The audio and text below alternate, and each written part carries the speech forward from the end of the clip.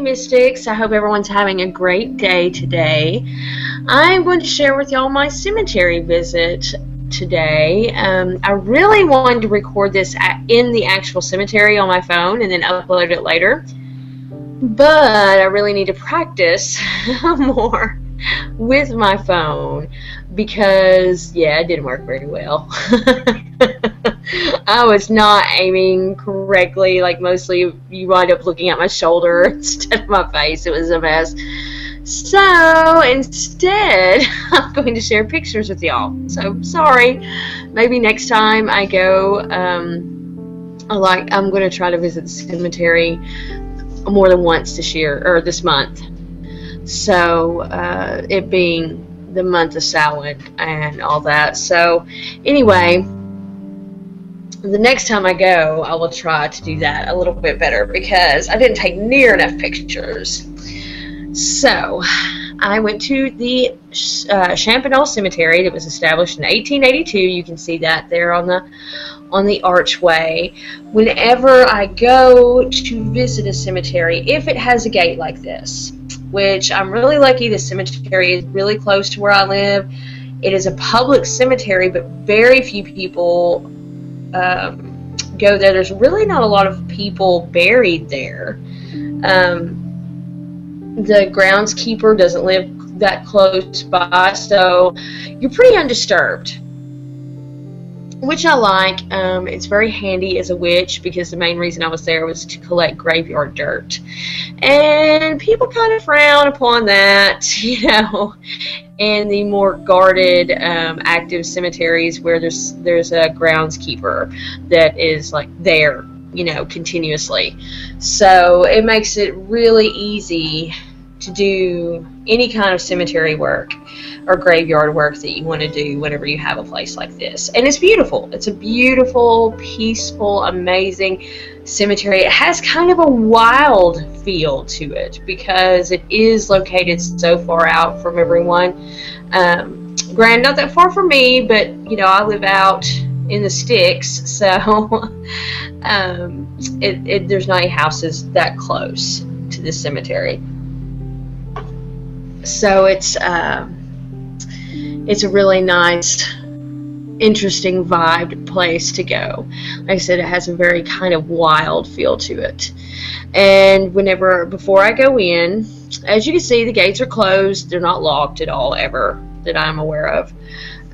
Before I go in, I talk to the guardian of the gates there, and I kind of let him know. To me, it felt very male influenced. The guardian there, is a very masculine presence.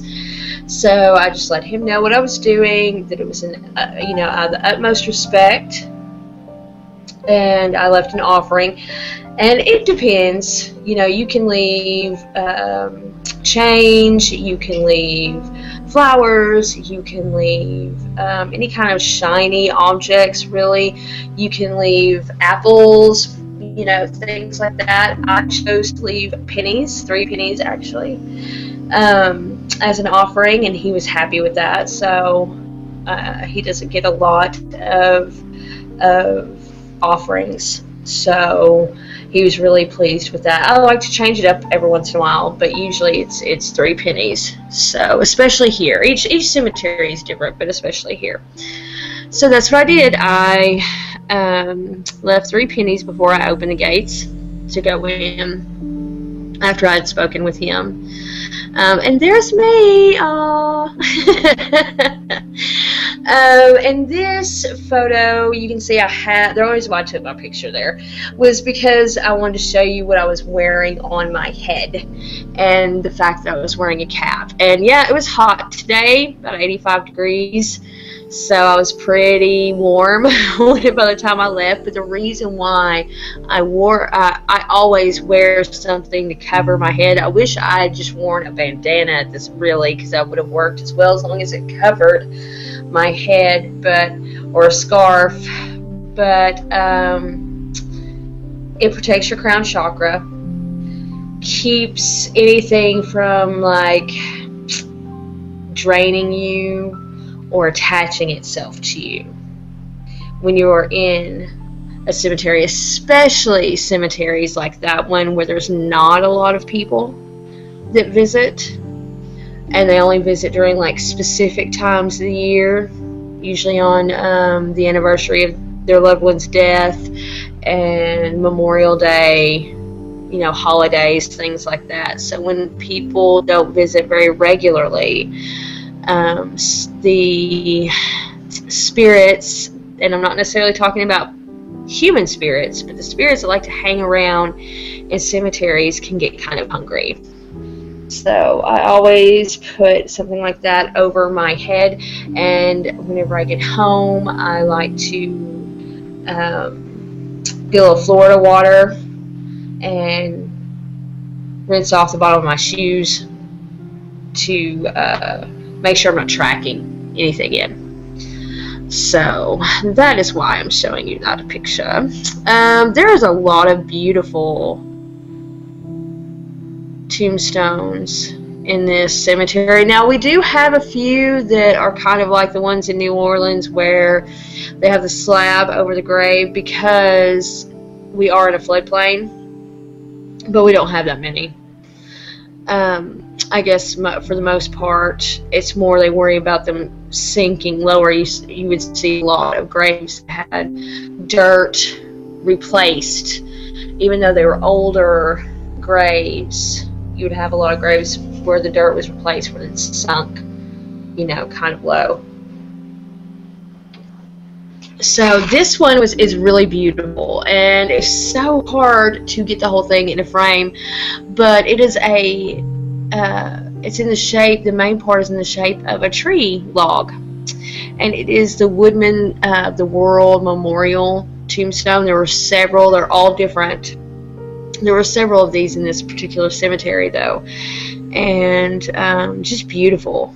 I just love the art and the sculpturing of the actual tombstone is just amazing, and had a really peaceful energy about it. Like, the person who was buried here was very proud of this tombstone and very happy and at peace with it. So it's just it was a very interesting vibe. I wound up leaving a few flowers. I always take flowers, usually for my garden, but I always take flowers with me to a cemetery, even if I don't know anybody.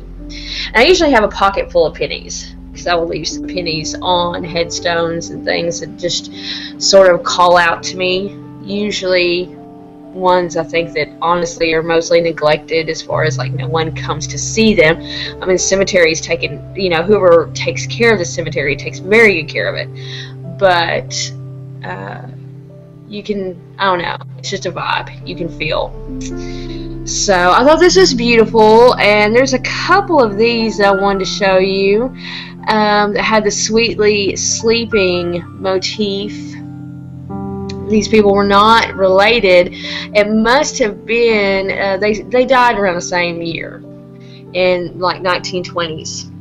So, and there were several, I only have a couple of pictures, but there were several of these tombstones, or headstones, you know, like this. So I'm going to say it was kind of a fad, you know, a trend in headstones, but I thought they were beautiful. And this Corporal John Oliver, which I know a lot of people in the Oliver, a lot of the Olivers.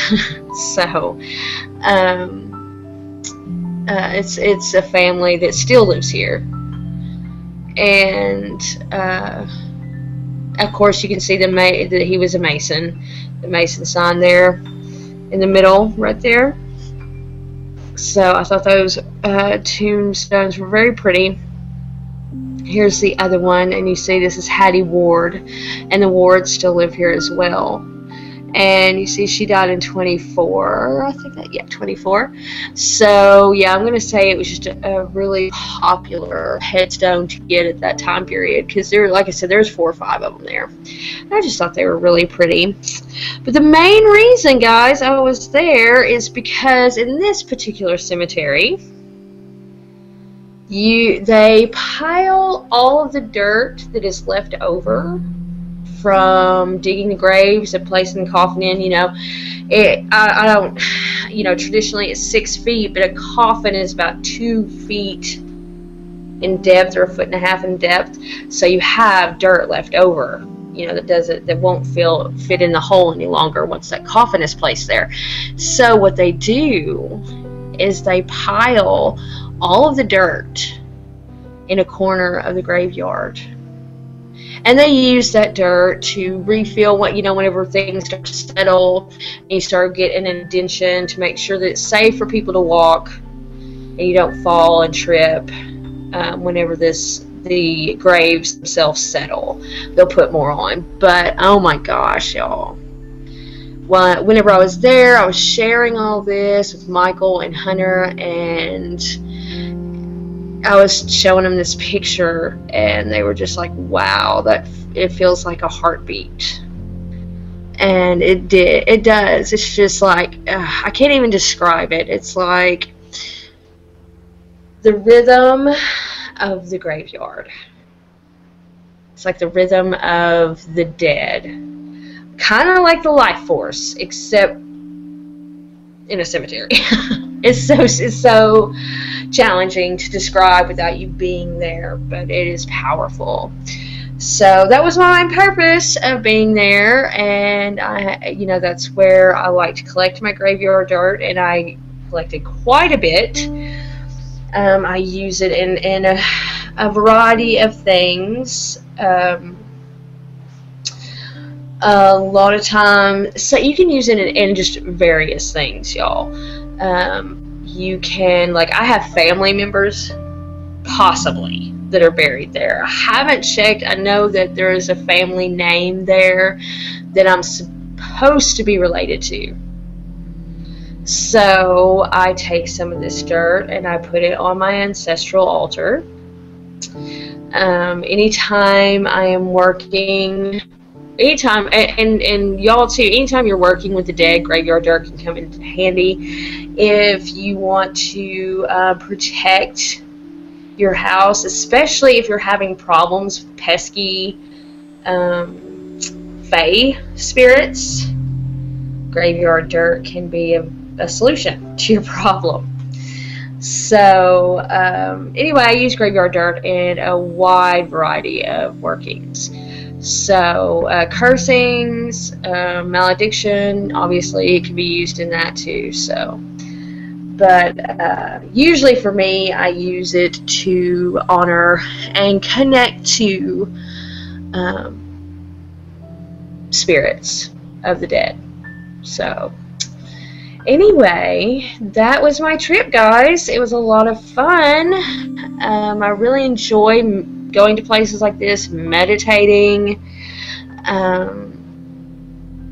and really connecting to the beloved dead. So after I left, I gave another offering to the guardian at the gate, because I was taking out, and it was a really big bag of dirt. I actually think I have a picture of it. Is that it? Yeah. Really big, gallon size bag of dirt. And I gave an offering again because I was taking a lot out. Of course, while I was there, I shared, like I said, I shared a lot with the on the tombstones and the grave sites of people that I am related to, possibly ones that are neglected, things like that. And the people, the one person that I knew there, any of the families that I know, even though I didn't know that person, obviously, because they died like in the 20s, but I know their family, so I usually leave something there as well. So, but yeah, I always leave an offering when I leave as well, because I was taking quite a bit of dirt out. So that was my trip, y'all. It was really peaceful. It was wonderful. I always feel an interesting kind of rejuvenation, which I know is strange because we're talking about a cemetery, but especially in the month of October. So that is my Vlogtober for today, y'all. Thanks for watching, and y'all have a fabulous day. Bye.